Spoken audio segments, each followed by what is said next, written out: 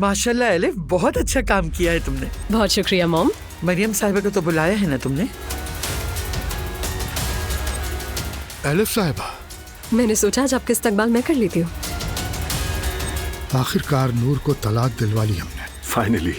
तुमने इतना डरा दिया था उसे कि जितनी जल्दी शादी हुई थी उससे ज्यादा जल्दी तलाक हुई। मेरी बहन मुबारक हो। वैसे तलाक पे इतनी मुबारकबाद पहली बार सुनी है। अच्छा ये बताओ, अपने भाई से कब बात करोगे? वक्त आने दो, फिर बात भी कर लूंगा। अगर जरा तेजी ना दिखाई तो अच्छा नहीं होगा। मेहते को शादी की खबर सुना देंगे।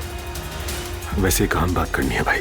खैर होगी सब इंशाल्लाह। मैं वो होटल खरीदूंगा जिसे अजलान ने बेचा है। रेहान के साथ पार्टनरशिप कर रहा हूँ। दुआ ने कहा है ना ये सब कुछ करने के लिए। मैंने उस आदमी को ढूंढ लिया है जो ये मामला जड़ से साफ करेगा। अगर आप उनके साथ खुश हैं और सब कुछ भूल सकते हैं तो ठीक है, मैं मामा के पास चला जाऊंगा। वेलकम लैला साहिबा, आइए।